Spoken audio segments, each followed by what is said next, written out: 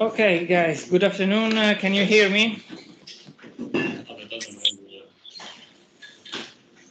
Yes. Okay, thanks a lot. So, if I remember well, on Friday, we have started the discussion of the instrumentation amplifier. So this configuration can be considered as an evolution of the difference amplifier, in the sense that it has an infinite impedance, input impedance, let's say, at least with a good approximation, and it can realize higher differential gains with respect to the single difference amplifier. By the way, the single difference amplifier is basically the second part of the instrumentation amplifier. What we have discussed is that with this initial configuration, we may have some problems when trying to modify the gain, because we have to modify in one shot two different resistors to achieve the proper common mode gain nulling while keeping the capability of amplifying differences. So the solution to this conundrum is achieved by removing this connection to the ground and by keeping the two resistors in series, okay, to each other. So we can verify that the new configuration still works as a difference amplifiers by analyzing the circuit behavior. So the idea is that since these op-amps are still connected in feedback loops and the gain can be assumed sufficiently high, we have a virtual short circuit between these two terminals. Okay, these two and also these two. So this means that this node has the same potential of this one, and that this node here has the same potential of this guy.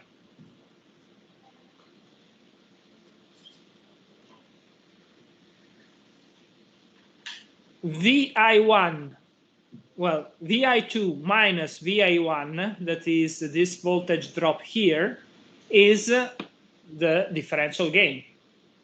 Sorry, the differential input. Okay, it is VI2 minus VI1, differential input. So the differential input is applied to this resistor. So due to the voltage drop, we have a current flowing in this resistor, and this current is equal to VID divided by 2R1. The current which flows in this resistor cannot enter this input node, nor can go in this branch here, because the current here is null. Okay, it is a high impedance node, therefore no current can flow in this branch. So all the current which is generated here must flow through R2 up and down. Okay, we have these two R2s which are equal to each other. So the current VID over 2R1 flows also here and here. So we can determine the voltage drop over R2 as the multiplication of R2 times this current. Okay, the sign here is negative because the current is flowing in this direction. So VO1 is given by VI1 minus the voltage drop across R2. Similarly, VO2, the voltage at this point, is equal to VI2 minus the voltage drop over R2.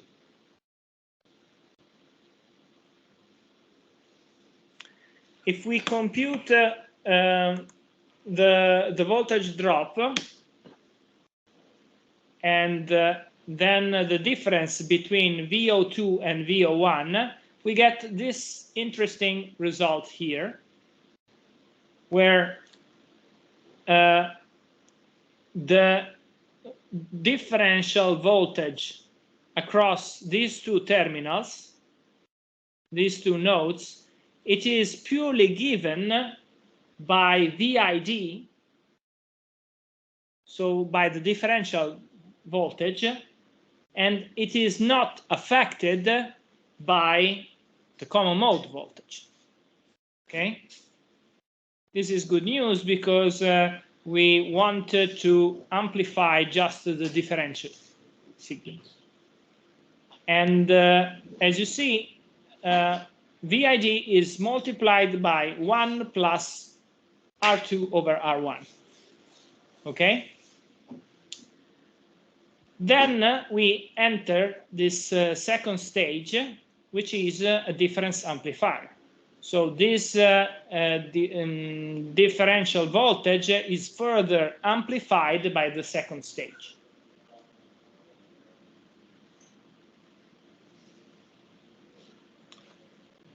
The effect of the difference amplifier is given by this factor. So R4 over R3, it is the multiplication factor induced by the second stage.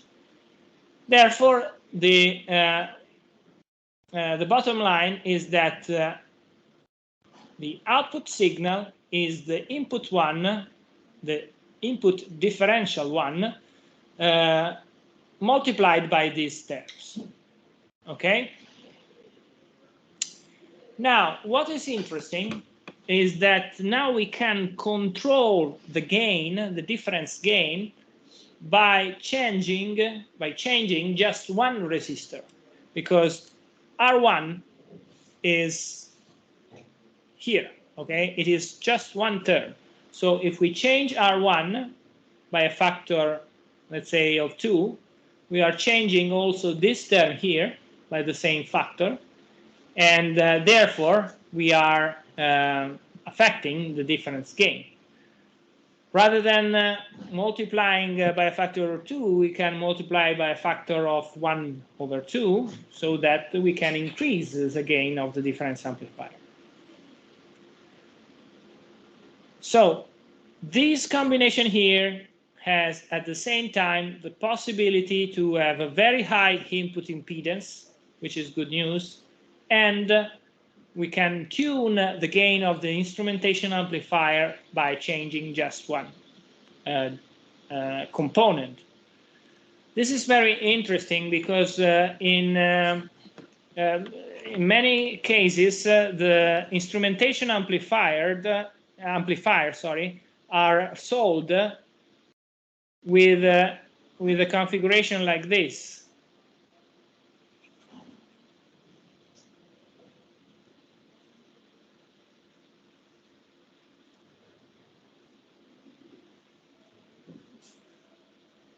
So basically, the package is something like this.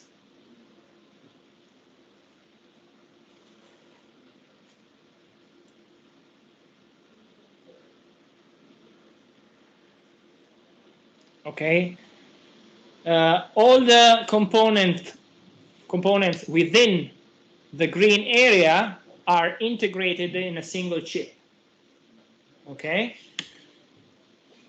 While 2 pins are kept here, so that in your printed circuit board you can place the resistor that you need to achieve a specific differential gain.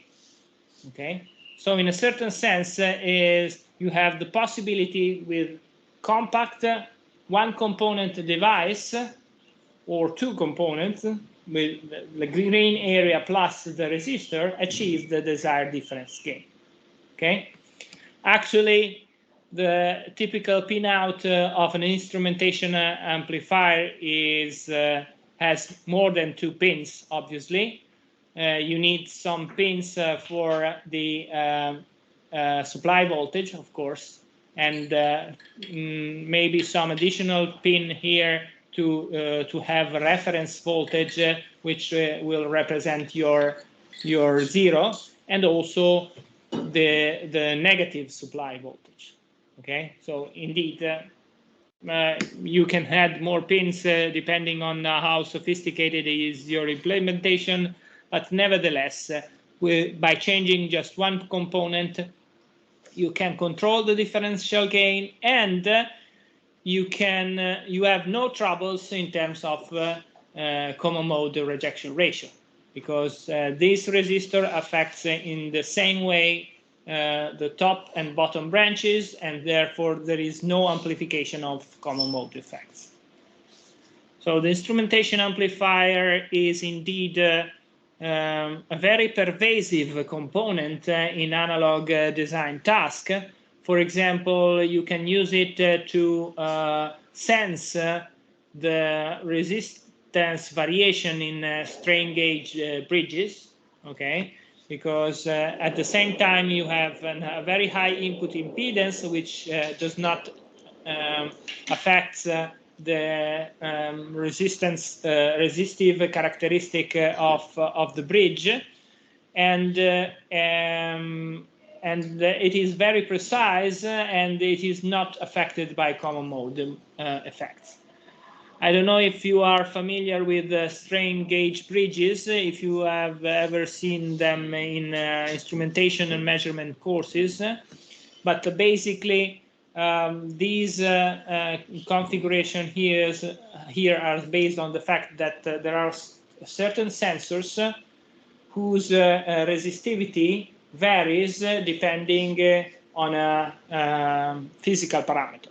For example, you may have some resistive patches you attach to a given structure, and when the structure bends, the resistance changes, and such resistance changes as a function of the new length of the device after stretching. So it is a device which can measure strain. Okay, so I don't know if you are familiar with the strain concept, but it is typically a mechanical concept, but basically strain is the dilatation of a given specimen over the nominal length of the device. Okay, so in many practical occasions, it's very important to measure this strain. There are many sensors which are based on this concept, and therefore you can apply for this kind of task the instrumentation amplifier. For example, when you want to measure pressure, okay, you can use this strain gauge, so this variable resistor on top of a diaphragm, and when the pressure applied to this diaphragm changes, the device, the strain gauge stretches, varies its resistivity, and if you measure the variation of the resistance, you can infer the value of pressure. So in measurement task, in many occasions, you transduce one physical quantity in another one, up to finding an electrical variation. Okay, so this is a typical measurement system basing on instrumentation amplifier. Another typical application of instrumentation amplifier is the measurement of variations induced by thermocouples. Okay, so basically, when the thermocouple is a thermal sensor whose characteristic is to generate a voltage drop across the two end terminals of the thermocouple, and this voltage drop depends on the temperature that you have at a certain point. Okay, at this point you have the contact between two different metallizations, okay, made of different materials. And yeah, by using you want to measure this voltage drop. The problem is that you want also to get rid of old common mode effect, because the information is in the difference between the two voltages and not in the common mode value. So you may need to amplify just this difference, and you can use again the instrumentation amplifier. Okay. Here you can see some additional circuitry for, let's say, overshoot protections, for filtering out high frequency effect, which may be due to noise. But most important, let's say, player here is the instrumentation amplifier. Okay, so for precision application tasks, which are indeed very pervasive in multiple application domains, you may use the instrumentation amplifier as a first signal conditioning step. Then you may need some additional gain or some filtering or some A to D conversion. But the first step is the application of the instrumentation amplifier. Instrumentation amplifier are related also to biopotential measurements, for example, ECG signals, because indeed these are relatively weak signals, and what you are actually measuring is the difference between two electrodes placed in contact with the body. Okay, so again, typical application of the instrumentation amplifier. By the way, we have still not discussed possible additional topics for laboratory activities or master thesis activities, but basically what I've shown to you in this last few examples are all possible applications to be discussed in a thesis. Okay, so if you are interested in specific application like this, we are currently working with physicians on the implementation of biomeasurements. We are currently working with automotive companies to place these thermocouples within electric motors to measure the rotor or stator temperature, because it is very important to avoid demagnetization of motors components. And we are also currently working on the usage of strain gauges for structural health monitoring applications. So there are some industrial projects active, in particular with RFI, which is the main Italian railway companies, which are interested in monitoring bridges and other infrastructures used for railways applications. So if you are interested, well, we can discuss. It's a bit early to think about the thesis, but you may know that there are also laboratory activities which can be picked up in the second year of this course. So we can conceive activities related to this application if you are interested in it. Okay. Okay. This is yet another example. A liquid control system. What you may be interested to measure is the level of the fluid. To do so, what you can do is to use a pressure sensor. As you may know, when you have a liquid with a certain height, well, at each different height, you have a different pressure. Okay, so if you want to measure how much liquid there is in a given tank, you can measure the pressure at a certain level to know what you have on top. Okay, this is let's say Bernoulli theorem and physics like that. So what you can use is, for example, a diaphragm sensor like the one that we have seen before, basing on a strain gauge applied on top of it. So you measure the diaphragm variation, and then you translate this into variation related to the resistivity of the strain gauge. You then measure this resistivity variation with an instrumentation amplifier. The output of the instrumentation amplifier can be fed to a comparator to measure the variation with respect to a certain nominal value. And then you can use this information to drive a feedback loop in which you control a pump to refill the tank. Okay? There are some additional complexities related to the fact that you want to shield the connection between the sensor and the instrumentation amplifier from electromagnetic interference or other coupling effects. Okay, so you don't want sudden spikes in the power supply or some electric motor ignition to affect your measurements. Okay, that's why you may use an additional shield around the two-wire cable which connect the pressure sensor to the instrumentation amplifier. Okay, so far we have seen how to use op-amps to generate positive or negative amplifications, to implement a sort of analog adder or subtractor, how to use the connection of the op-amps to amplify difference signals.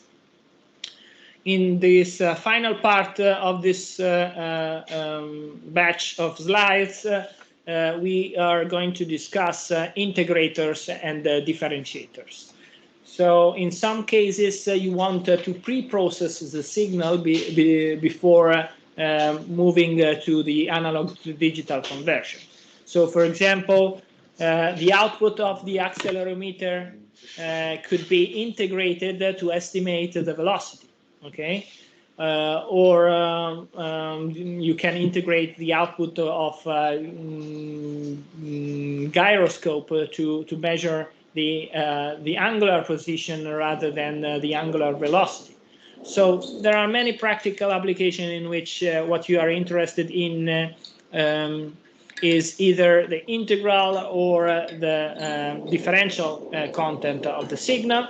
You can do this task quite easily in the analog world, so to simplify the subsequent digital tasks. The idea for the implementation of integrators and differentiators is to use the inverting configuration. So the only change in what we have seen so far is the fact that rather than having pure resistors in the input and feedback loop, we replace these resistors with reactive components. You can either use inductors or more often you can use capacitors. Okay? So, for example, if you want to implement an inverting integrator, what you can do is to replace the resistor in the feedback loop with these capacitors. Okay? So the idealization of the behavior of the circuit is based on always on the same assumption. That is a very high gain of the op-amp, which means a minimal voltage drop between the two input terminals, virtually a ground, a short circuit. Okay, so if you have indeed the virtual short circuit, this means that the current I1 which flows in this resistor is equal to VI over R. The same current then is forced to flow in through the capacitors, okay, because the input impedance of the op-amp is so high that there is no possibility for the current to flow in the input terminal of the op-amp. So the only available path is the one through the capacitor. Okay, but when you have a capacitor, okay, you know that the current flowing in the capacitor is equal to the capacitance itself multiplied by the variation of the voltage with respect to time. So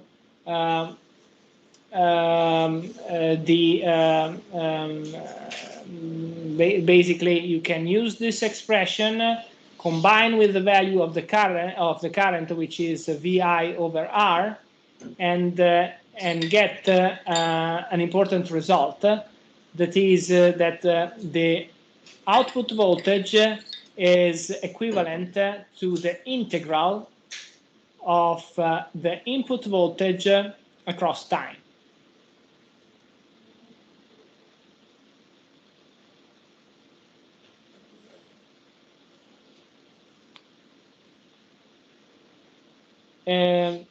This operation here can be represented with a Laplace notation with this expression.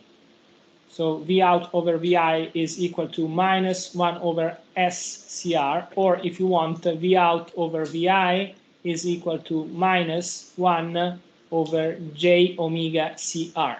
So in Fourier terms, the integral operation consists in dividing your signal by 1 over J omega.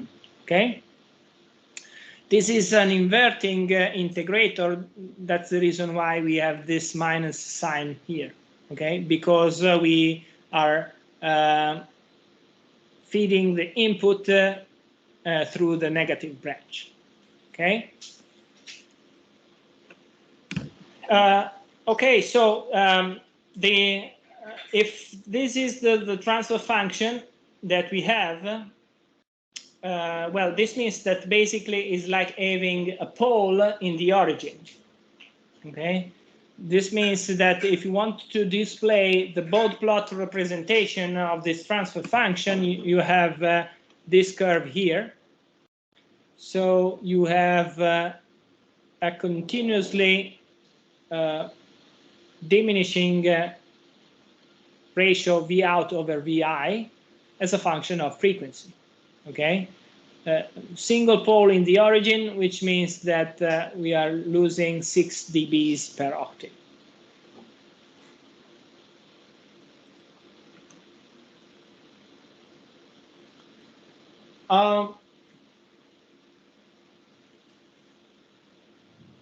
The problem with this configuration is principally due to the offset, the possible offset of the op-amp, in the sense that if you have some offset, then you are constantly integrating a quantity which is different from 0.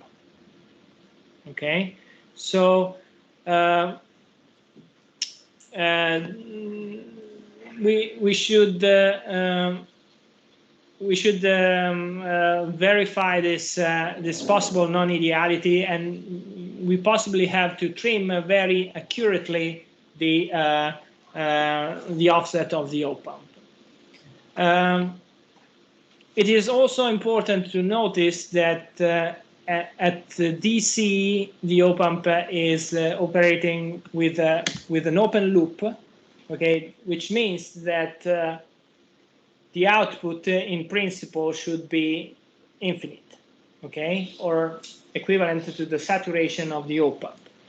You don't want this, so for this reason, typically you had a resistor in parallel to a capacitance, so that you do not have this open loop behavior when you are at very low frequencies. Okay. The inclusion of this additional resistor in the feedback loop implies that the new transfer function is given by this expression.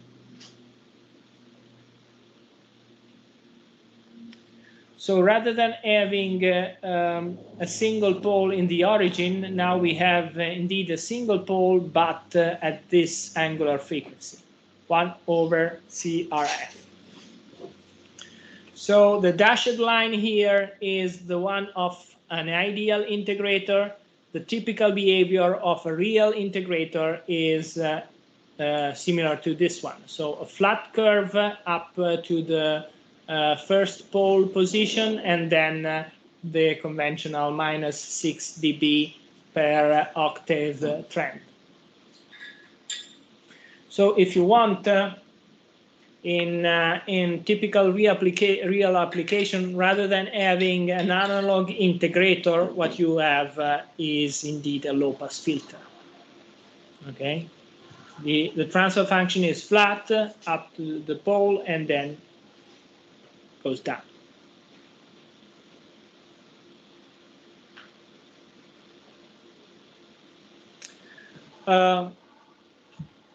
Alternative means to exploit integrators in analog circuit design is to substitute the resistor with controlled switches, okay, so that the charge accumulated across the capacitance can be discharged from time to time to null the integrator output, okay, to avoid the problem of having an infinite integration of the offset voltage, such as the one represented here.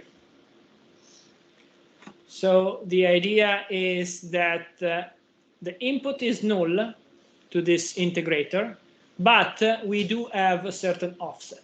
Okay, if you remember, a real op-amp can be modeled as the combination of an ideal op-amp plus some offset.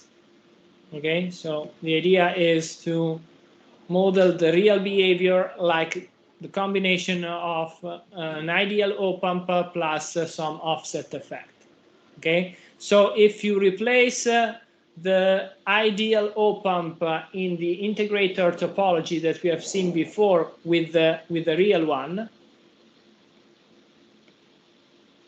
you get this new circuit. Okay, so in this circuit the input is null, but the output is far to be null. Okay, because thanks to the virtual short circuit, this node is also equal to the offset. This means that we are producing a current here through the across the resistor, because we have V offset, which is applied to the resistor terminals. So the current is V offset over R, and this current here charges or discharges this capacitance. So this means that by applying the same rules that we have seen before, the output is the integral of V offset plus this integral here.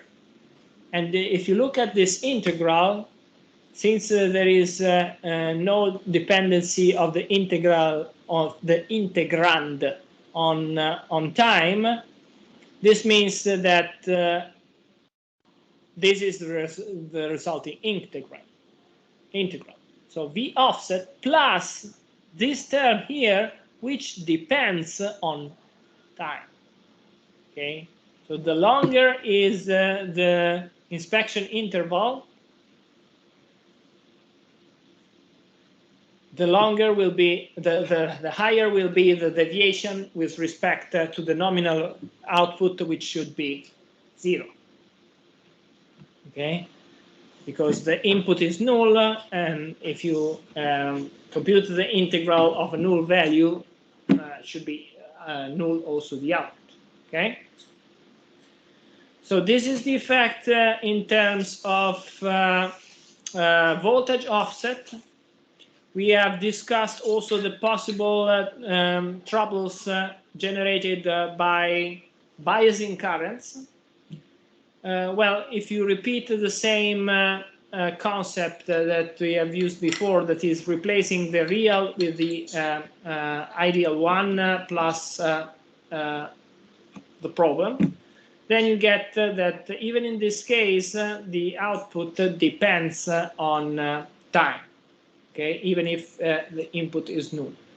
And the discrepancy between the null output and the actual output is influenced by the value of IOS, which is the difference between IB2 and IB1. The larger is the difference, the more consistent is the deviation with respect to ideality.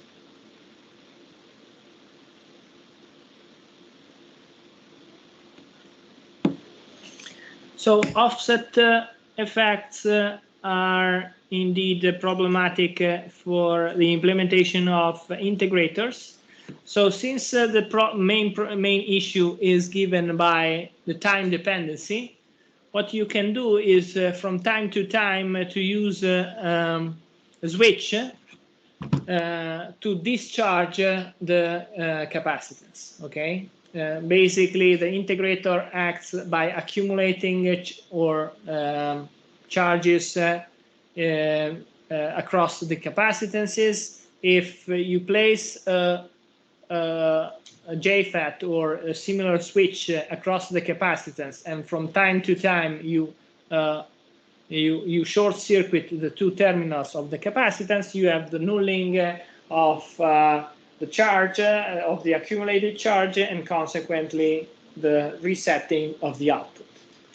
So this is, well, let's say this is the abstraction.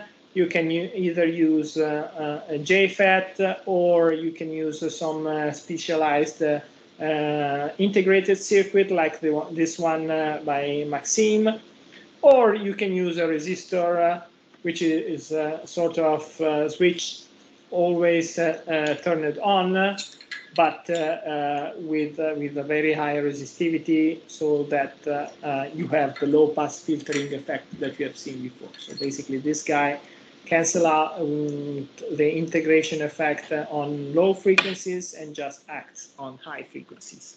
That is where the slope of the transfer function is equal to minus 6 dB per decade, 6 dB per octave, sorry.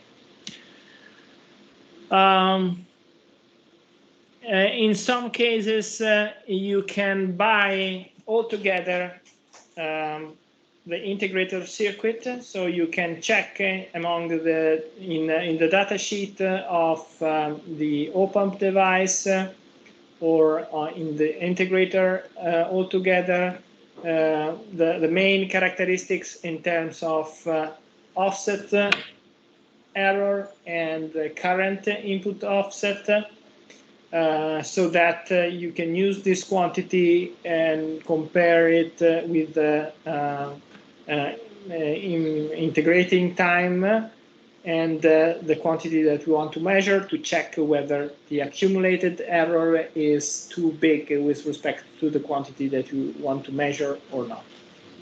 Okay, so this is again the concept of having a switch to null the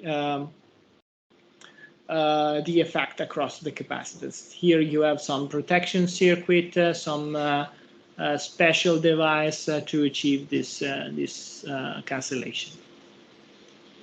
So this was the integrator. If you want to implement a differentiator, the only change you need is the flipping between the resistor and capacitor.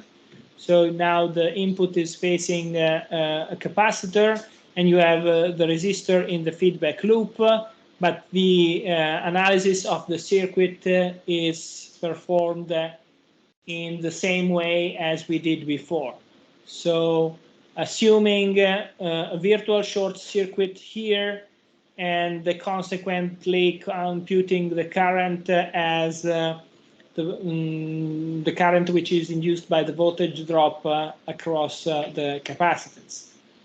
The current flowing through the capacitance is the same current which is facing the resistor, and the voltage drop generated by the current flow according to the Ohm law produces the output. Okay, and if you run all the basic steps, applying and reapplying the Ohm law and the Kirchhoff law, then what you get is that this nice dependency of V out with this linear proportionality with respect to the derivative of VI with respect to time. Okay. In principle, this is the Bode plot representation of the differentiator output or input-output characteristic. But the problem is that there is no way to have in real application domain an arbitrarily high transfer function. Okay, at a certain time you will have some kind of saturation, and typically this saturation will be induced by the fact that the frequency response of the op-amp is not ideal. Okay, it's not flat, it's not white. Okay, so at a certain time you will be penalized by the frequency response effect of the op-amp. Okay, probably the op-amp will have a sort of single pole transfer function behavior. This the pole of the op-amp will induce a pole in the whole circuit. Okay, because basically it will lower the gain of the op-amp at higher frequencies, and therefore the virtual short circuit assumption will not be valid anymore. Okay, this is it for the analysis of possible applications of the op-amp.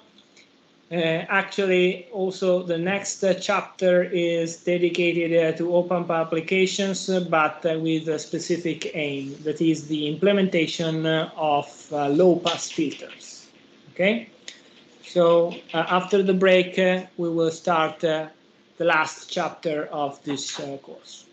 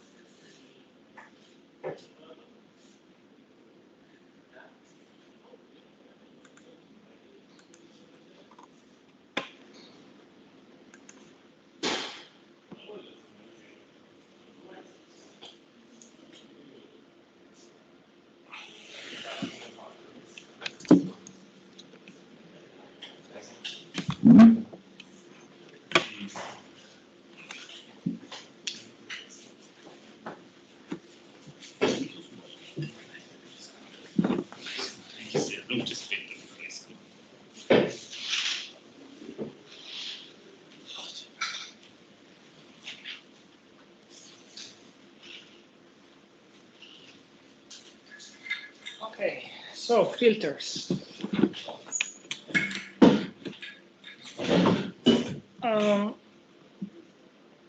In this first slide, what is shown is, let's say, the idealization of the filter behavior in terms of bode plots representations.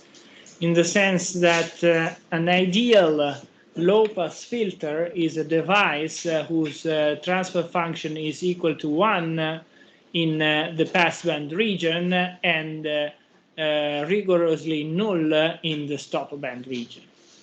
Vice versa, in the high-pass case, we have this, again, binary behavior, but the passband is in the highest part of the spectrum, while low frequencies are filtered out.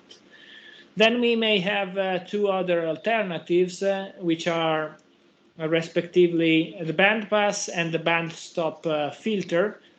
Well, I guess that the notion of the ideal behavior for bandpass and bandstop, it's quite obvious to you. That is, in the passband case, we have just frequencies between a given cutoff omega p1 and omega p2, which are transferred unaltered out of the filter, while we are nulling both low frequencies and very high frequencies, and vice versa, the stop band equivalent, which is just the opposite. The problem is that it is impossible to realize such behavior in practice. Okay, so the ideal transfer function are unreachable.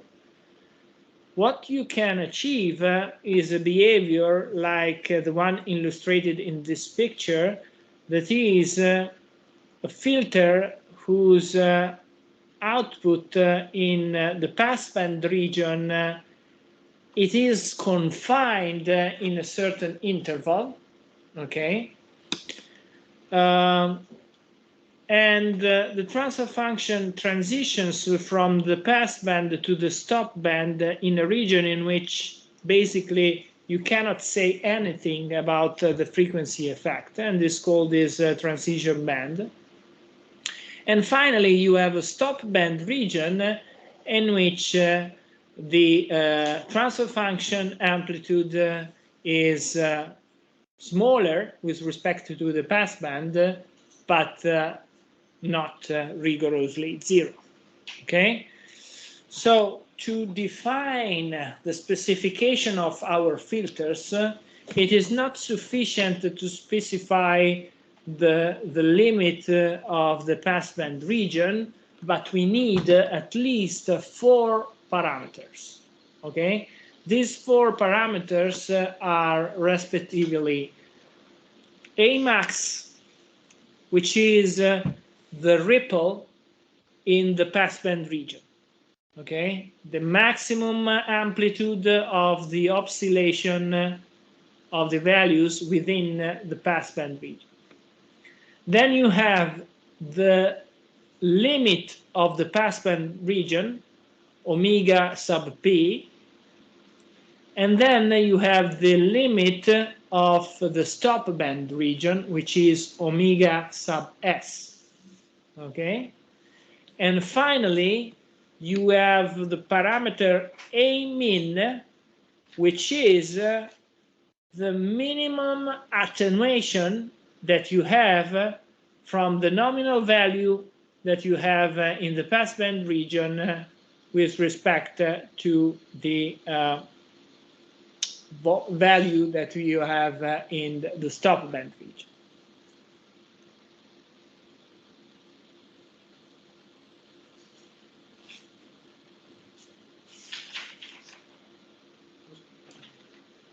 This is in dBs, okay? Typically, the value of A max and A min are expressed in dBs.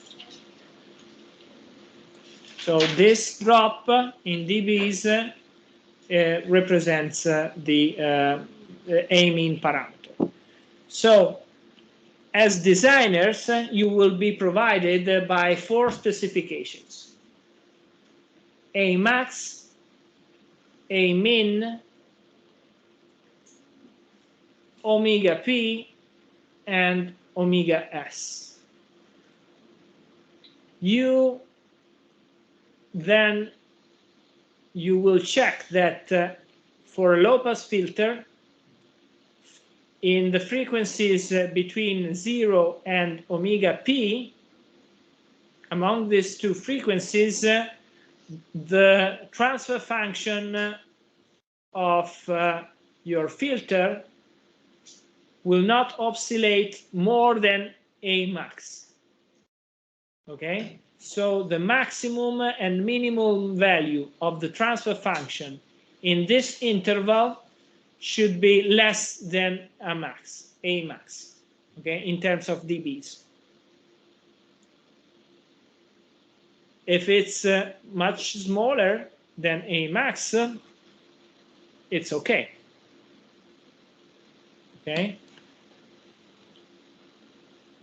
Then you will have to check that for in the stop band region, that is for omega equal to omega sub s to infinity, you have no peak in the transfer function exceeding this limit. Okay, the limit specified by A min. So A min is called in this way because it's a minimum attenuation that you need. Okay, so if the attenuation will be larger than that, the specifications are still met. Okay, the problem is that you cannot have an attenuation which is less than A min. This is true for a low-pass filter. I think that it is quite obvious the flipping that you have to apply to the specification for high-pass filters. Okay, for passband filters, you need two additional parameters because basically we have two transition regions, one low transition region and one high transition region. And then you have the conventional A max and A min parameter. So A max, once again, is the maximum variation of the transfer function in the passband region. In this case, it is coincident between the difference of the tip of the transfer function with respect to the values at the very limit of the passband region. You may have also different situation, for example, transfer function like this. Okay, and then you have the need to minimize the the attenuation in the stop band region. So you want this interval to be as large as possible. Okay, so A max, A min, omega p, and omega s are indeed the specification. These are equivalent to the gain bandwidth, to the slew rate, to the DC gain. That is the specification that we have seen in the context of op-amp design. Okay, and basically the final project related to this second part will be related to the design of a low-pass filter. So I will provide you individual specifications, so individual values for A max, A min, omega p, and omega s, and you will have to design a low-pass filter meeting these specifications. How can you implement these transfer functions in practice? You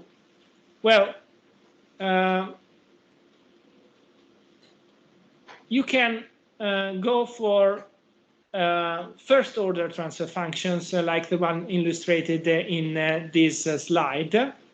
So first order transfer functions are characterized for low pass filter by transfer function like this one. If you want, you can replace S with J omega, okay? So single pole transfer function. The single pole is placed at a certain position whose distance from the origin is equal to omega null. And basically, an analytical expression like this corresponds to a Bode plot like this one. So basically, a flat response up to omega null, at least in the asymptotic representation, and then minus 20 dB per decade. Okay, we have already discussed a single pole transfer function. The problem is how to realize this single order transfer function with a circuit component. Well, you can see that there is a possible purely passive realization of this single order transfer function, which is realized by using one resistor and one capacitor.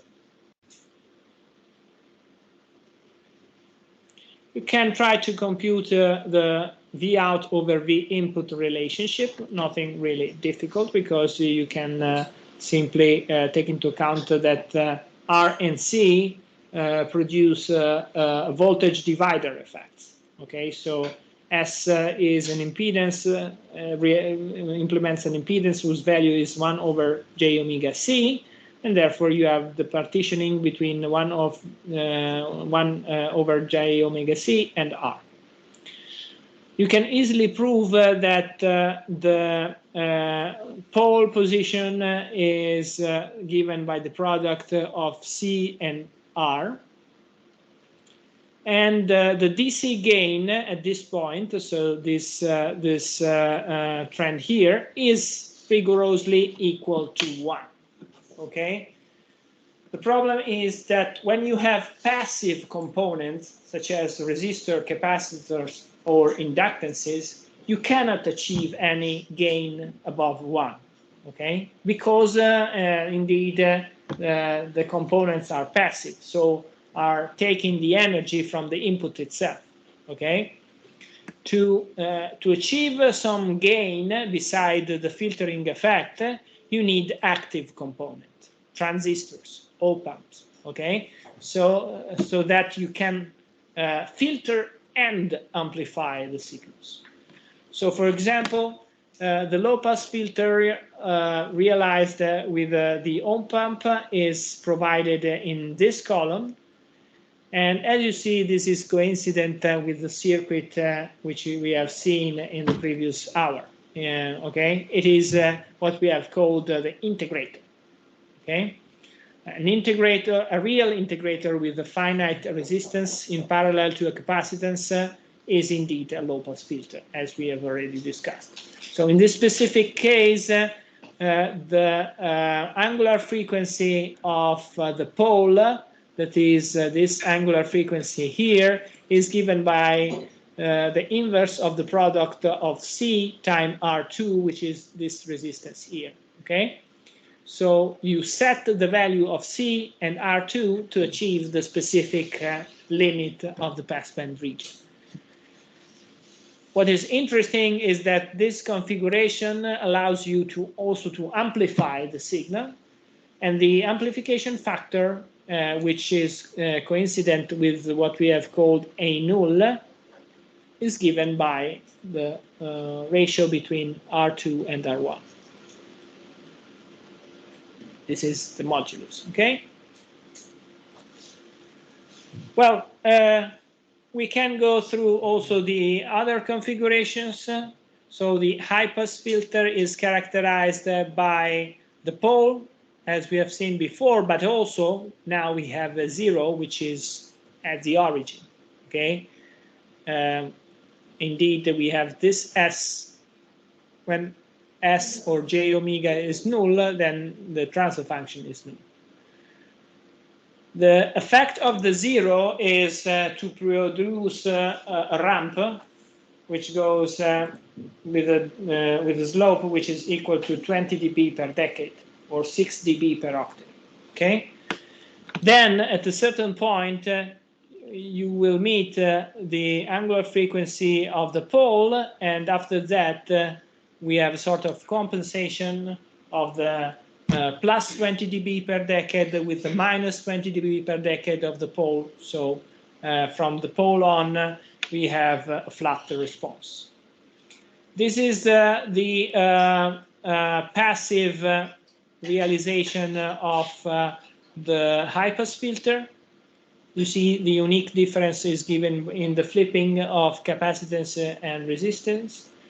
And the high frequency gain in this case is 1. Again, you cannot achieve any amplification larger than 1 without placing an active component.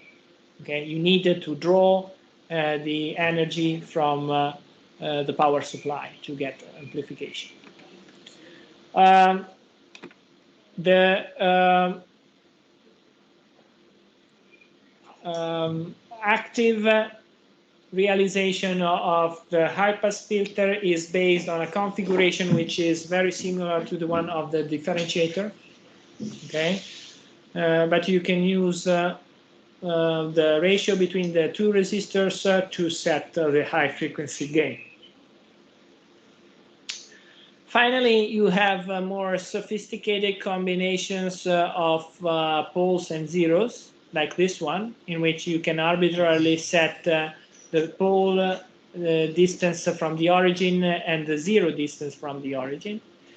And this kind of transfer function, if the zero frequency is larger with respect to the one of the pole, has a trend like this. So flat curve, then minus 20 dB per decade induced by the pole, and then compensation induced by the zero. Okay, pretty simple for you, I guess. This is the circuit topology which is needed to realize this transfer function with passive component, and this is the solution with the active component. Okay, we don't need to focus too much on this. What is very typical is the usage of low-pass filtering. Also, for this is important for the implementation of anti-aliasing filters. Okay, before any A to D conversion, you need to avoid aliasing effects, and this can be done by using low-pass filters.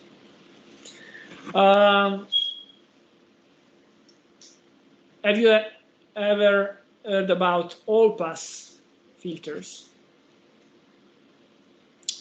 Well, all-pass filters are filters like, this one.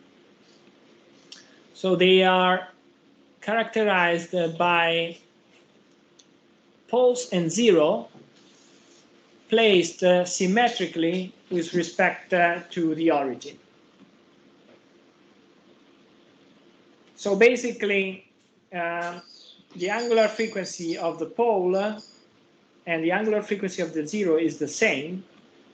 So the transfer function is flat in terms of amplitude in the whole frequency range.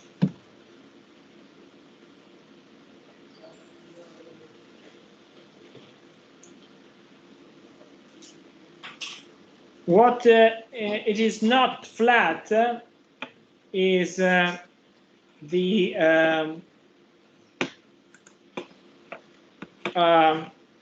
phase response.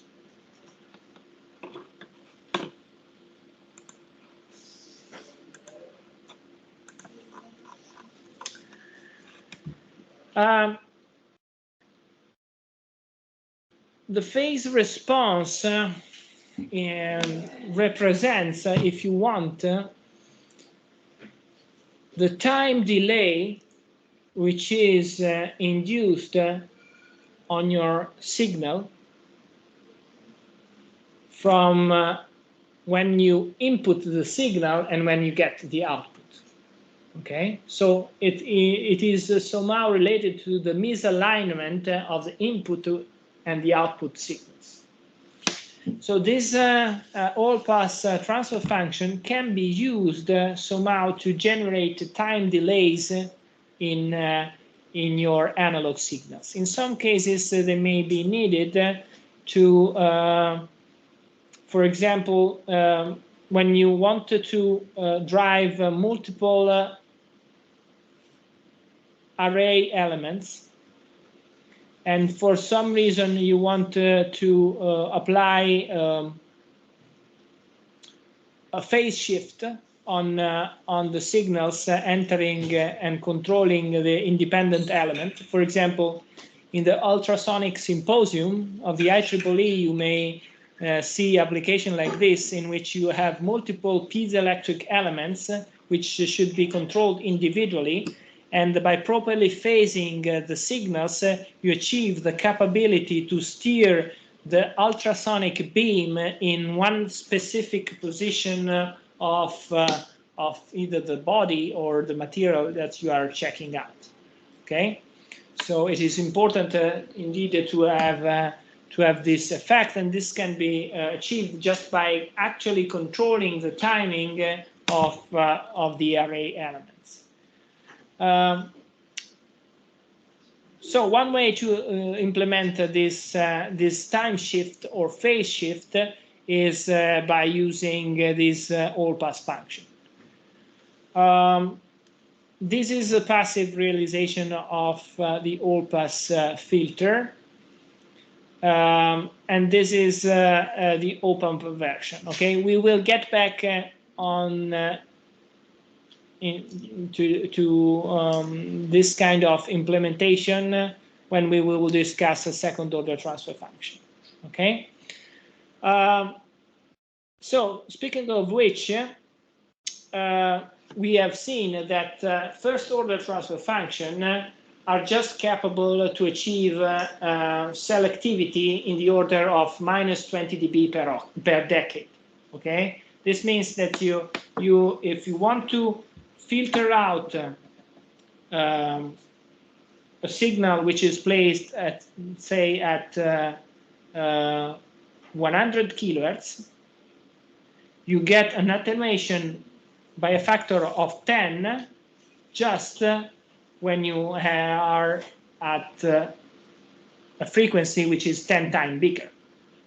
Okay, so we have said 1 megahertz cutoff frequency. At 10 megahertz, you have an attenuation by a factor equal to 10. Okay, because -20 dB per decade means this.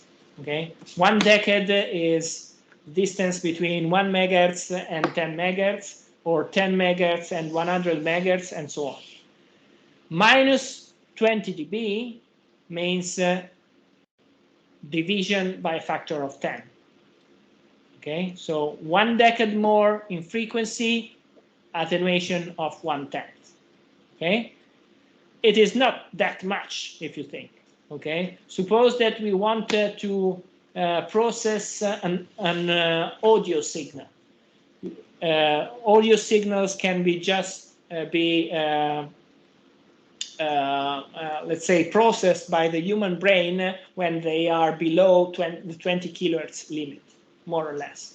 Okay, so if we want to process an audio signal, we don't want to have a frequency selectivity like -20 dB per decade, because probably the attenuation of 1/10 it will be achieved at 200 kilohertz. Okay, so very, very large frequency. Okay, so in some cases we need a much steeper slope. Okay, in the frequency selectivity. Okay, so the transition region between the stop band and the pass band must be quicker. Okay, to get a quicker transition, we need a higher order transfer function. So what we will see is that the practical implementation of higher order function will be based on the chaining of second order transfer function and first order transfer function. Okay, so to implement a transfer function of order 8, we will use 4 second order transfer functions chained one after each other. Okay, so probably the most important topic in analog circuit design is how to implement second order transfer function, because basically this is the basic building block to implement every kind of filtering effects. So in analog system design, this abstraction and the circuit allowing us to implement this kind of transfer function is extremely, I would say, important. So first of all, let's discuss the abstraction itself. So second order transfer function means possibly second order polynomial as the numerator, and definitely second order polynomial in S or j omega as the denominator. Usually, if you are facing the implementation of low-pass filters, the numerator will be a zero-order transfer function, as we will see. So, most important part, it is probably the denominator and the roots of this denominator. The roots of the denominator polynomial are the poles, okay, of the transfer function. So depending on how big or small is this Q factor, so let me say that we will always rewrite the transfer function so that it can assume this representation. That is, the terms in S22 will be related to a coefficient equal to 1. And then we will have omega null to 2, which will be the zero order term. And the factor multiplying S, the terms in S, will be omega null over Q. Q is also called the quality factor of the transfer function.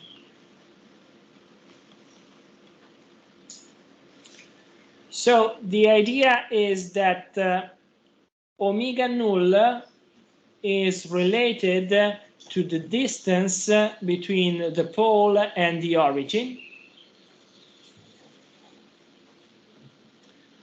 when these polynomial roots are complex conjugates pair.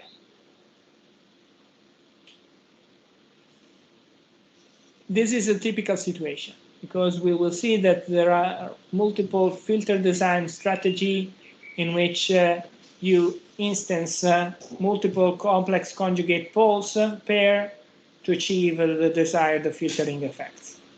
Have you ever heard about Butterworth filters? Maybe with in the course of Professor Rovatti? Yeah. Butterworth,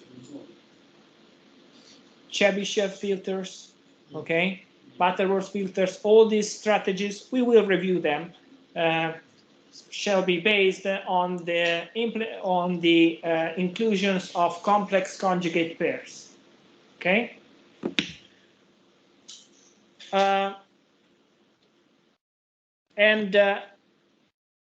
While omega null is the distance between the pole and the origin, the quality factors increases with the shifting of these poles toward the imaginary axis. So the larger is the quality factor, the closer to the imaginary axis are the complex conjugate poles.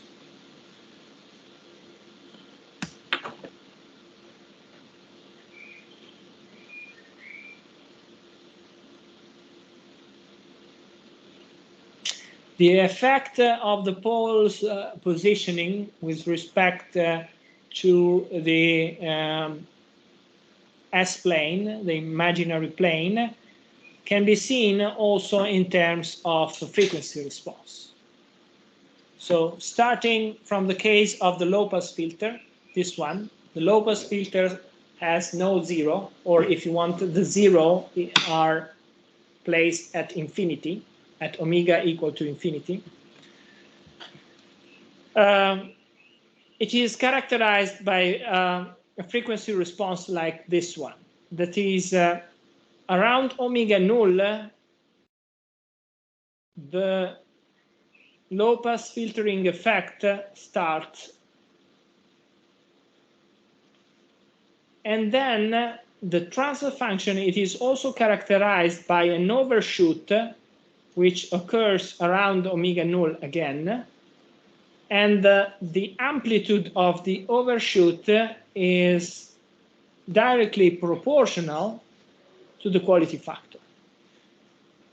So the larger the quality factor, the higher is this overshoot.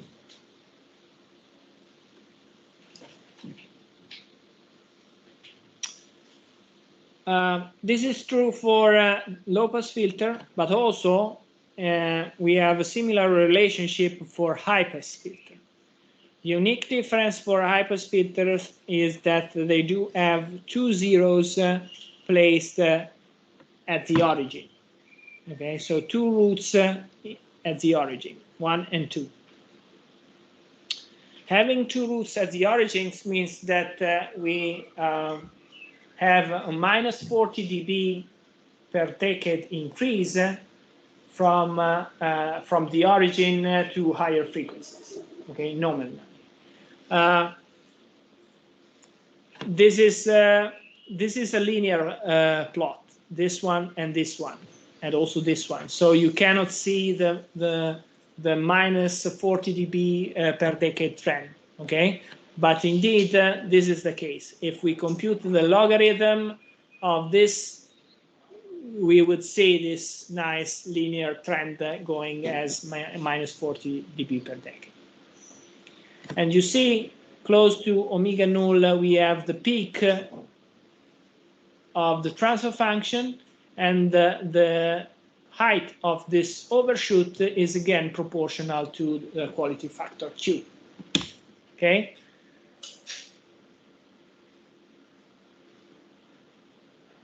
Then we have the case of the bandpass filter, which is characterized by a single zero in the origin.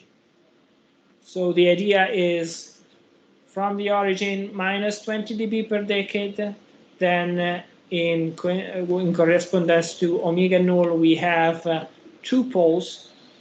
Okay, so minus 20 dB, then plus 20 dB, and then minus 20 dB and minus 20 dB to get to the minus 20 dB decrease that we have in this region. Okay, so each pole is a minus 20 dB per decade.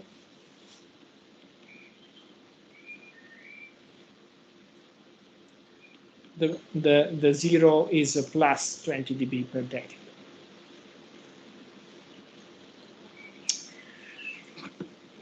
But with the second order transfer function, we have many other additional combinations of poles and zeros. So rather than having just zeros placed in the origin or to infinity, we can have more complex combinations. For example, if the zeros are placed on the imaginary axis, but the distance between zeros and poles and the origin is coincident and equal to omega null, we have the transfer function, which is usually referred to as notch filter transfer function. Okay, so notch filtering generates a very nice cancellation of a frequency in a specific angular frequency. The angular frequency which is coincident with omega null. These notch filters are very effective to cancel, for example, the main supply corruption. Okay, so if you know that you have your circuit is connected to the main supply, then you probably wanted to cancel out the 50 hertz or 60 hertz effect. Okay, to do so, you can use a notch filter, which cancel out one specific omega null value. Other possible alternative are the low pass notch, which is characterized by this trend. Okay, so with basically the difference between the low pass filter, the normal low pass filter, and the low pass notch is that the low pass notch is characterized by a high frequency gain different from zero. Okay, while in the normal low pass case, you have a monotonic descending function. And similarly, you may be interested in implementing an high pass notch, which is characterized by low pass gain, so a zero frequency gain different from zero. So how can you realize low pass notches or high pass notches? Well, depending on whether the distance from the origin of poles and zeros are respectively larger for the zeros in the low pass notch case or smaller for the zeros in the high pass notch case. Okay, so in this case, the zeros are closer to the origin with respect to the poles. Okay, so this is the notch case, and this is the all pass case. Okay, so in the all pass case, again, we have, like we have seen before, a symmetry between the pole and zeros positioning with respect to the imaginary axis in the S-plane. Again, for the all pass case, a flat transfer function and a phase loss, which is consistent because this is why we basically use this transfer function, the all pass one. Okay, but for second order function, we didn't see how to implement the filter. Okay, we have just reviewed the transfer function concept. So we will see that the fundamental way to implement second order transfer function is based on the so-called LCR resonator. So the LCR resonator is a circuit whose components are indeed one resistor, one capacitance, and one inductance. By properly providing the input to this combination, we can get multiple different transfer function effects. Well, let's see, for example, the first example. So you see that in this case, we are providing the input as a current, and we are measuring the voltage drop across the parallel of R, C, and L. So let's try to find the transfer function related to this circuit.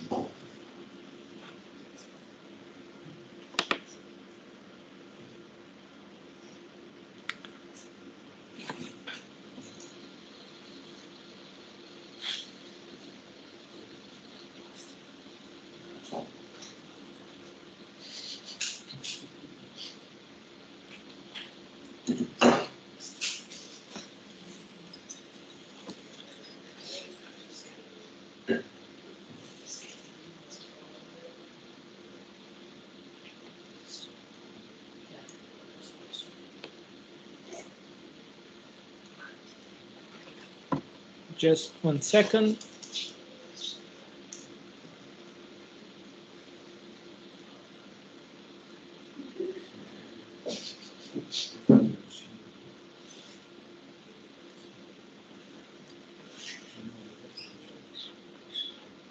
Okay.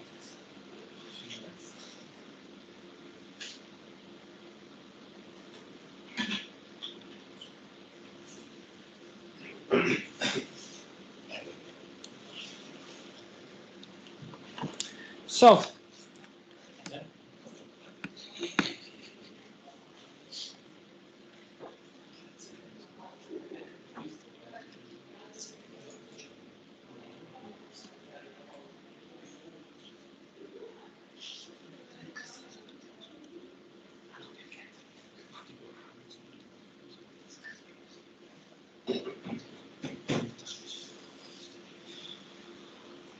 the LCR resonator is a circuit like this.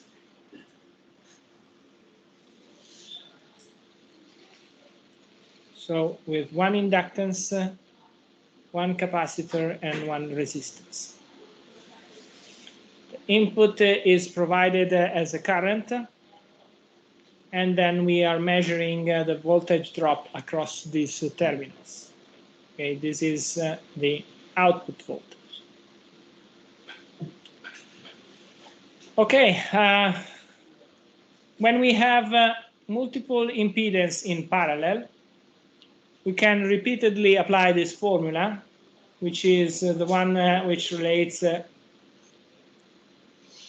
single values of the impedances to the parallel value. So V out over I, the input current, is given by the parallel of these impedances. So R, which is in parallel to the impedance associated to the capacitance, which is 1 over SC, in parallel to the impedance associated to the inductance, which is S times L, or if you want, J omega L. So we can start by computing this parallel, which is R over SC times R plus 1 over SC. This quantity is in parallel to SL. So basically we have that RSL over SC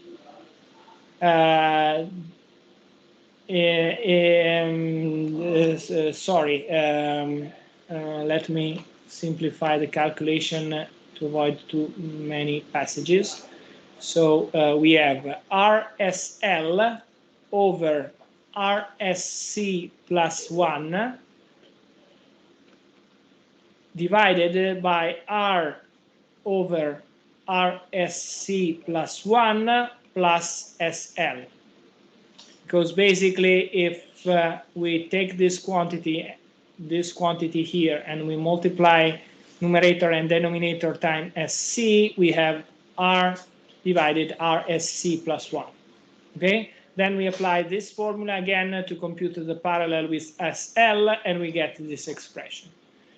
So we can further process this expression to show that V out over I is given by this formula. RSL over R plus SL, which multiplies RSC plus 1. Okay? Then we can multiply the numerator and the denominator times this term, 1 over RLC and 1 over RLC. The final result is that V out over I is given by this expression, S over C divided by S to 2 plus S times 1 over C times R plus 1 over LC. So this is the relationship between the input quantity and the output one. Now, my question is,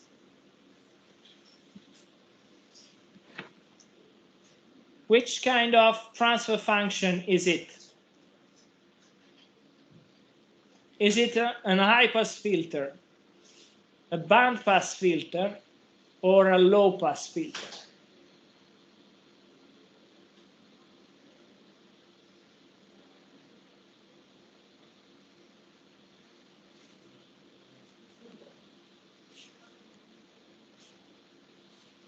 Low-pass filter has no zeros, okay? So it is not a low-pass filter. High-pass filter have 2 zeros in the origin, so we need a second-order polynomial as a numerator, okay? So it is not a high-pass filter. The only correct answer, it is a band-pass filter, because we have just 1 zero at the origin. Okay, so the root of the polynomial that we have as the numerator is s equal to 0. Okay, and this is a single order function. So it is in this way we have indeed implemented a bandpass filter. We will see after the break that with exactly the same circuit we can achieve also different filtering applications.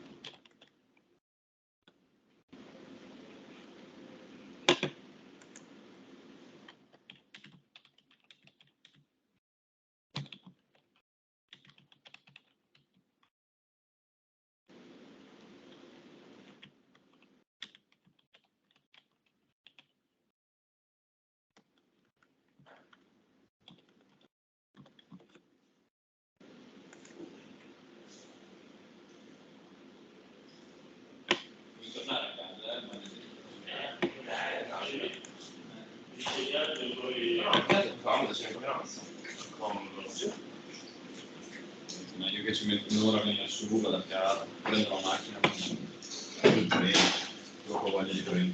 Dopo il treno lo faccio così. Cioè? Mazza. Non dire vai.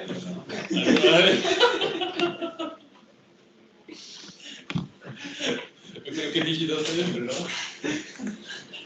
Domani non lo vediamo più. Domani te lo va. Oh, vai, tu mi dici, È il nostro amico. No. Non è mai stato. Non è mai stato. Non è conoscente. Però non era colato. Non era colato. Adesso un po'.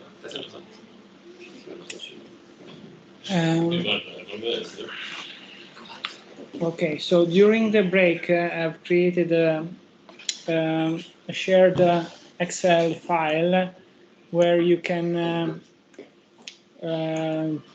put your name if you are interested in participating to the iOS symposium. I've already received some interest, so rather than writing the email, you can use directly this link. Okay, you can find it in the course chat. Okay.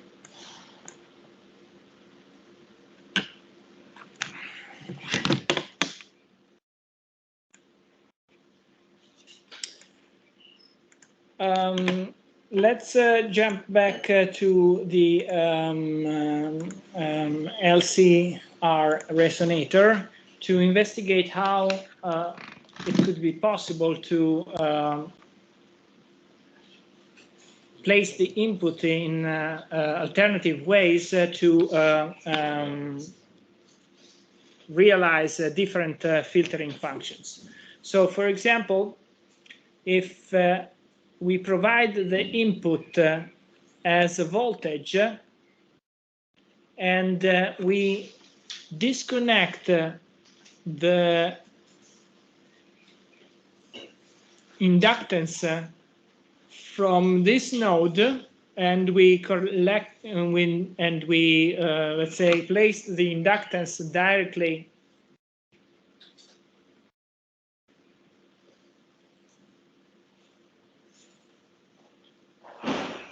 to the input,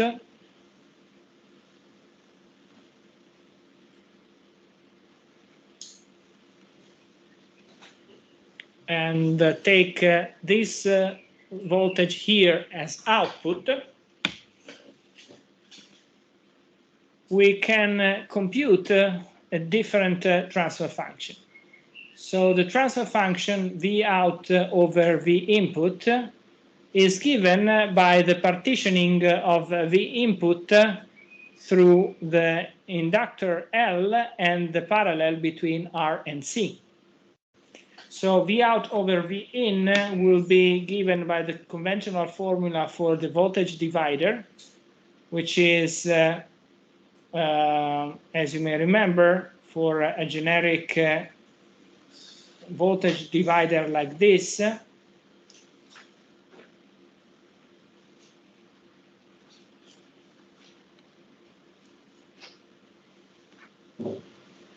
Z2 over Z1 plus Z2. Okay, so in this specific case, Z1 is given by the inductor, so SL, while Z2 is the parallel of the resistance with the capacitor. And the impedance associated to the capacitance is 1 over SC, so R over SC divided by R plus 1 over SC, and multiplying time RSC numerator and denominator, we get R divided by RSC plus 1. Okay, so then we have to drop these quantities in this formula. So we have that Z2 is R over RSC plus 1 over R over RSC plus 1 plus SL. Okay. So this is V out over V in. Let's run some additional step. So we can multiply numerator and denominator time RSC plus 1. So we get R as the numerator, and at the denominator we have R plus SL time RSC plus 1. Okay.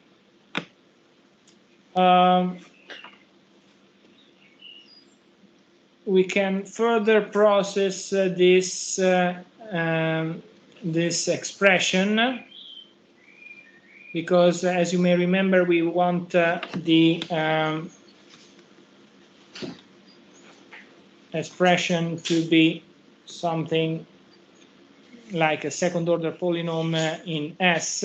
So we have that SLRC to S22 LRC multiply plus SL plus R is the final expression. We want the coefficient of S22 to be equal to 1. Therefore, we divide numerator and denominator time LRC. So at the end of the day, we get that V out over V input is 1 over LC over S22 plus S over RC plus 1 over LC. Okay? Still with me? Great. So, same question as before. Is it a high pass filter, a band pass filter, or a low pass filter? Low pass, excellent, because there is no term in S in the numerator. Okay, so this is a low pass filter and not these two other options. What is interesting in this expression is that the numerator we got, the denominator, sorry, S22 plus S over RC plus 1 over LC, it is exactly the same with respect to the previous one. Okay, so a totally different filtering function, passing from bandpass filter to low pass filter, but the denominator is exactly the same.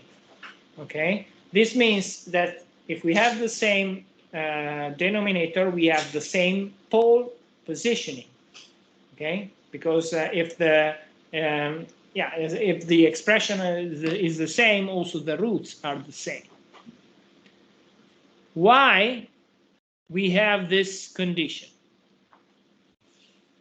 Well, let me rearrange the two circuits. So the first circuit was this one, with input provided as current, then inductance, resistance, and capacitance in parallel. And this was the output.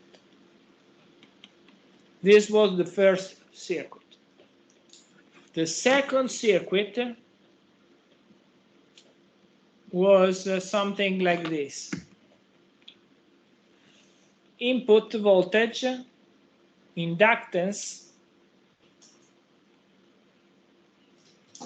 resistance, and then capacitance.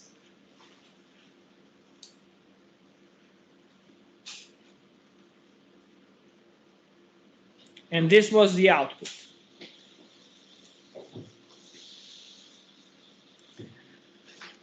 Well, there is one condition in which both circuits are equal. Can you find in which condition the two circuits are equivalent?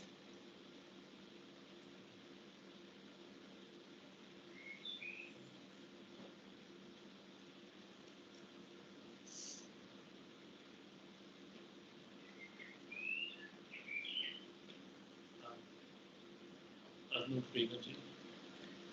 Not null frequency, but null input. Okay, if you null the input,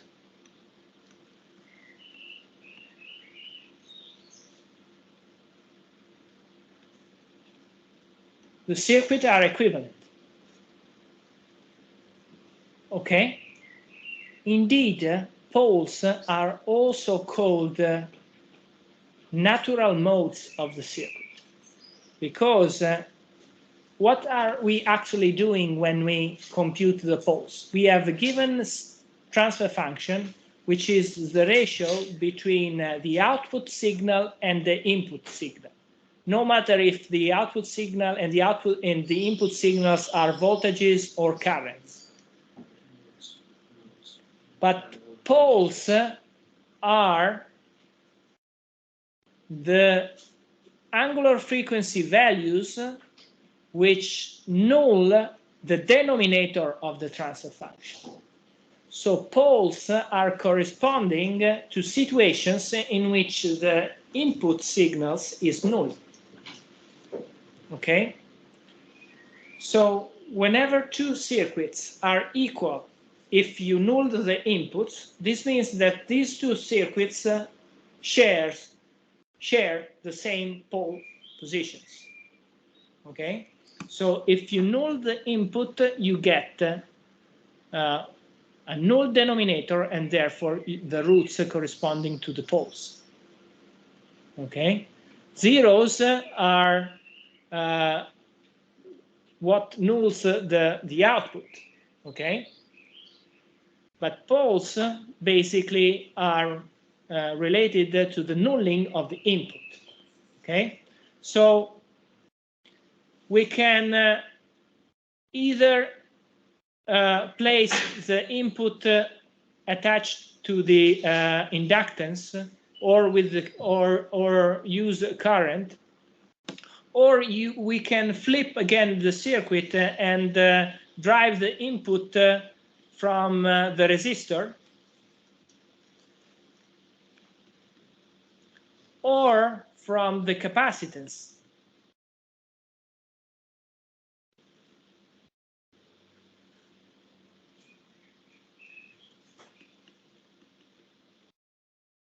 In all these cases, in all this combination, when you null the input, you fall back in the same configuration. This means that this circuit here, this one, or this one are all characterized by the same poles.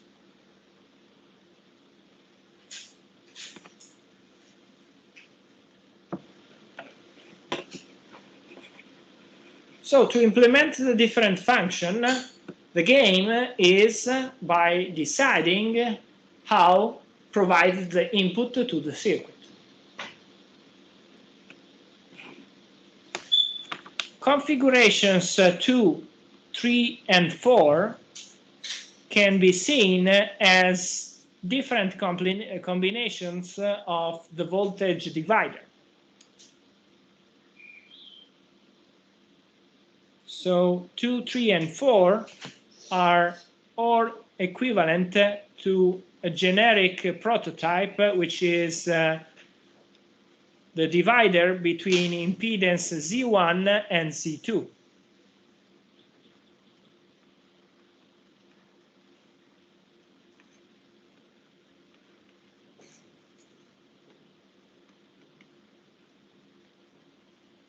So how can we what is the difference then in having L, R, or C as the element which face the input? Well, we are basically changing Z1 and also Z2. Okay?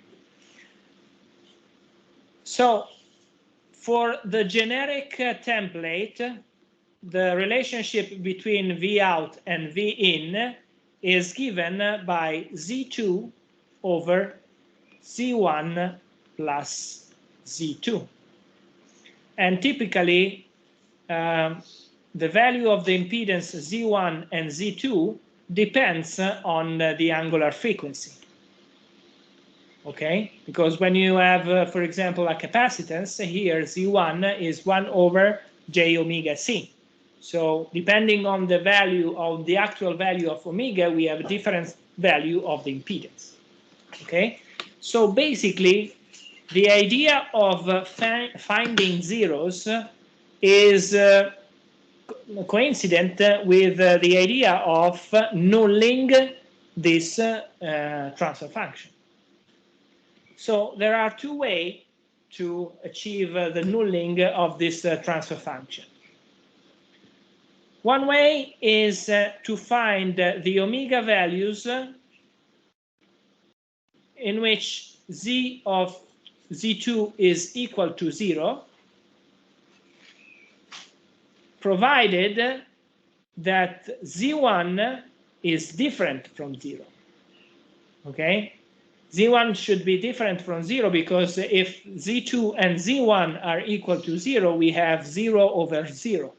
Okay, so we cannot really determine the output of the transfer function. The alternative condition, which is valid to null this expression, is to find the omega value so that Z1 is equal to, please complete this sentence. Exactly, infinity. Okay. So if Z1 is equal to infinity, but Z2 is different from being infinite as well, then it is another condition that nulls the transfer function. So basically, we have to check for this condition to find the zero positions. Let's start from the example that we have already considered. So L facing the input and the parallel of R and C to determine the output.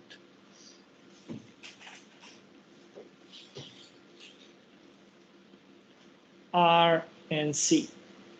So basically, in this case, Z1 is equal to SL, while Z2 is equal to R over RSC plus 1. So let's check the first condition. What is the omega value in which Z2 is equal to 0? Z2 goes to 0 just when omega goes to infinity. Okay, so when omega goes to infinity,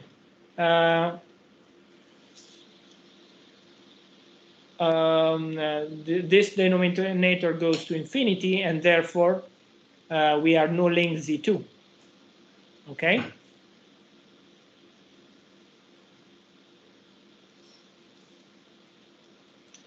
When omega nulls Z2, Z1 is different from 0. Indeed, it is, because Z1 it is equal to infinity.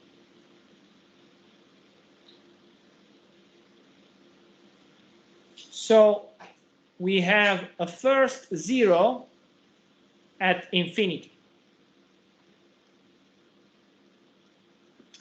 Second condition, when Z1 is equal to infinity,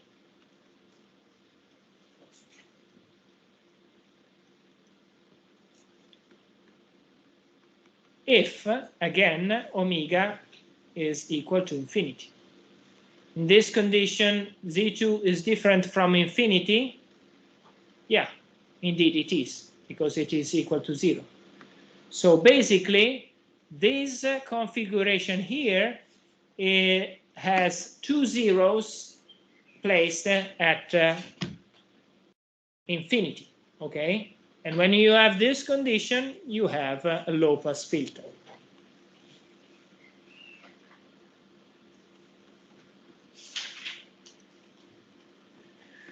Okay, let's try another combination. Let's see what happens when we replace the inductance with capacitance. So in the remaining branch, we have inductance and resistance.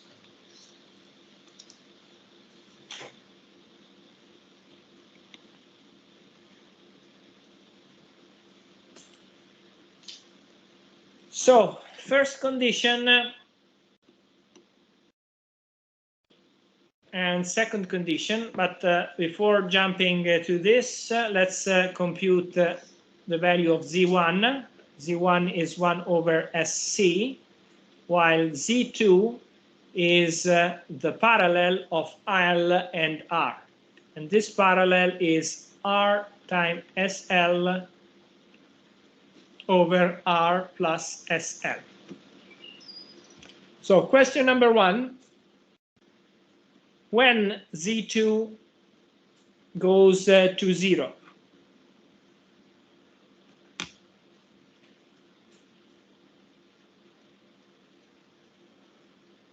Z2 goes to 0 if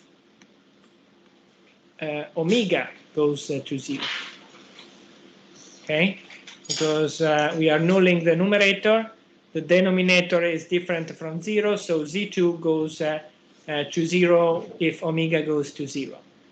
What happens to Z1? Well, Z1 is this guy here. If omega goes to 0, Z1 goes to infinity. So indeed, we have 1, 0 at omega being equal to 0. Now, what happens when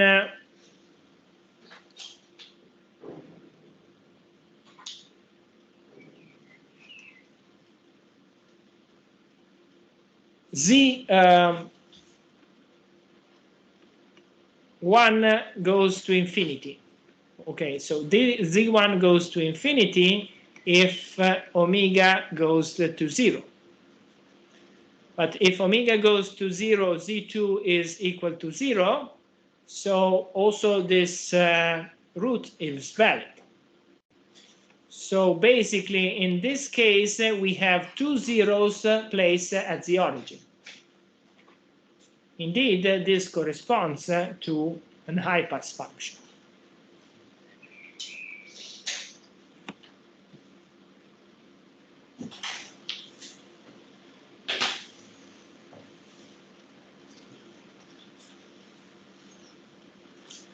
Last combination is the one having the resistance facing the input voltage,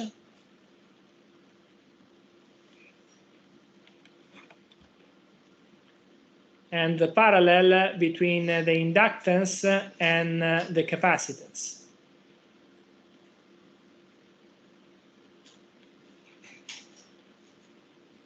So in this case, Z1 is equal to R, while Z2 is the parallel between SL and 1 over SC. So this means that we have L over C and SL plus 1 over SC. We can multiply numerator and denominator times SC to get SL at the numerator and S22LC plus 1 at the denominator.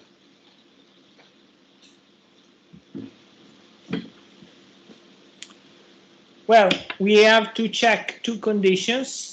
Again, when Z2 is equal to 0, and when Z1 is equal to infinity.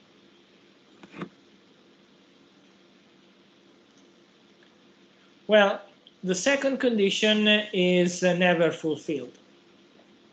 Okay, there is no way to move R to infinity because R does not depend on angular frequencies. So when Z2 is equal to 0, well, we have two possibilities basically. Z2 is equal to 0 if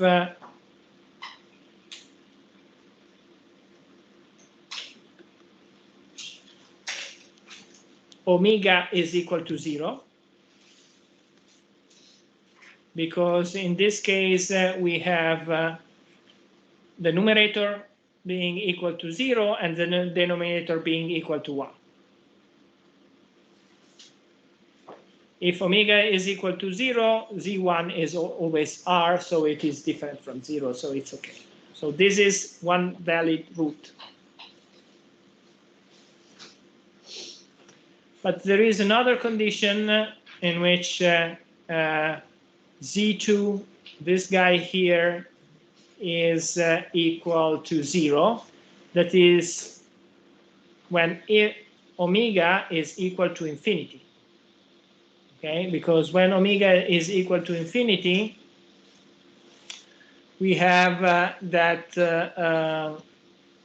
the 1 can be neglected, and we can simplify this S with this one, and therefore we have an infinitely high denominator, which means Z2 equal to 0.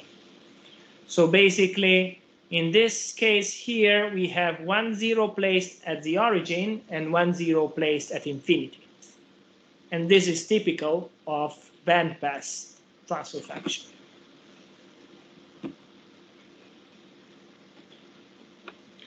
So we went through the implementation of a low-pass filter, of an high-pass filter, and finally we have implemented a bandpass filter.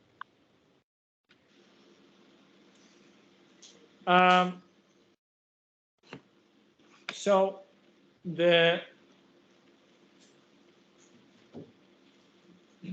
board plot representation of the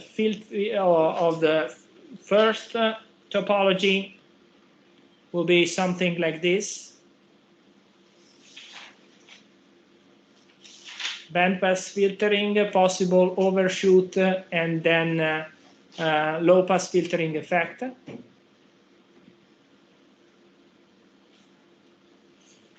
Then we have found an high-pass filter.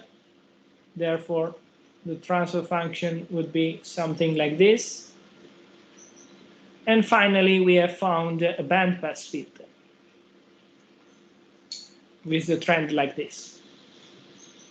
What is interesting is that the cutoff frequency and the central frequency for the bandpass filter is always the same in the three cases, because the denominator of the transfer function is the same, because the poles are positioning in exactly the same position. It is the same, the omega null value, but also the quality factor. Okay, the quality factor is the same for the three cases.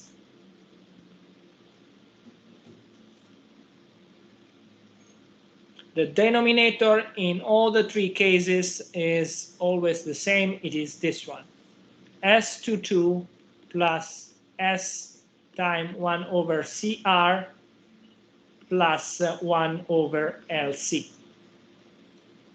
By the way, this expression here can be compared with the prototype function, which is S22 times S plus S times omega over Q plus omega null to 2. Okay, so this means that omega null is the square root of 1 over LC, and then you can find the Q from this expression. So omega to 2 is 1 over LC. So this is the prototype function, generic function. This is the specific function related to our circuit. Therefore, we can conclude that omega to 2 is equal to 1 over LC. So omega null is the square root of 1 over LC. You can also compute the quality factor by taking into account that omega null over Q is 1 over CR. And therefore, the quality factor Q is omega null times C times R. Okay? Omega null being this value here. Okay?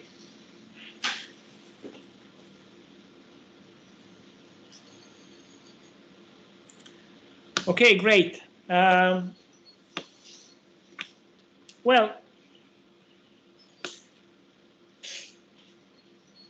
let's jump back to the study material. So we went through the analysis of these 3 different combinations. But if you remember, we have also said that we have notch circuits, okay? So circuits in which the zeros are placed on the imaginary axis. So how can we implement notch filters with the LCR concept? Well, first of all, let's discuss how to implement the so-called general notch.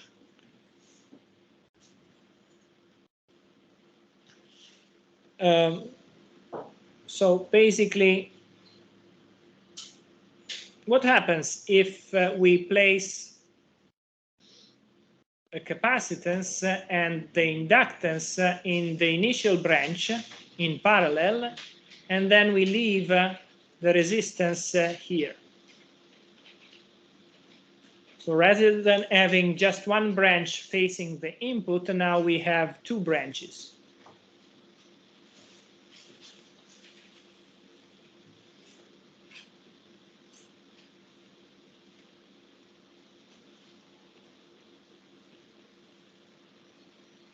So now Z1 is the parallel of capacitance and inductance. So if you remember, when we have this parallel, the result is SL over S22 LC plus 1. And Z2 is equal to R. So we have to check once again when Z2 is equal to 0, and 2 when Z1 is equal to infinity.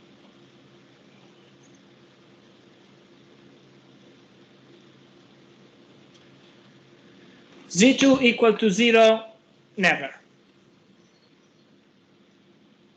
Okay, because Z2 is equal to R, so there is no way to turn this resistor into a null impedance. So the question is when Z1 is equal to infinity. Well, Z1 is could be equal to infinity either when we put the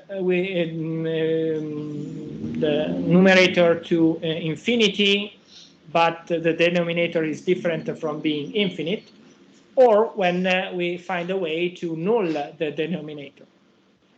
Okay, So the first condition is never met, because if the numerator goes to infinity, this means that omega must be infinite, but in that case it is infinite also the denominator, and actually an infinity raised to 2. Okay, so no way to proceed that way. So the idea is that we need to find a way to null this expression. Well, take into account that S is j omega, so S to 2 is minus omega to 2. Okay, this is the imaginary complex number. So minus omega to 2 LC plus 1 must be equal to 0. So omega to 2 LC must be equal to 1. So basically omega to 2 must be equal to 1 over LC. So this means that we have two roots, and the modulus is 1 over LC. So these are the roots of the numerator of the transfer function. Okay, so these are the 0 positions.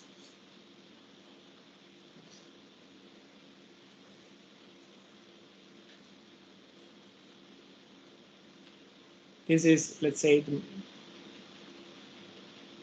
the distance between the zeros and the origin.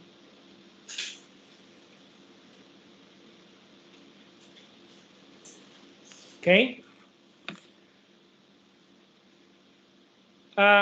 What is interesting is that this omega n is coincident with omega null. So this is precisely the condition related to the simple notch. So omega n equal to omega null. So with the circuit that we have seen before, we will have a mean to implement this function. Okay, the one with a very high selectivity in correspondence to omega null. Omega null is 1 over the square root of LC. There are some other solutions to implement the low pass notch and the high pass notch. It's too late to go through this analysis, so we will get back tomorrow to investigate how it is possible to implement this here. Thank you very much for your attention, and see you tomorrow.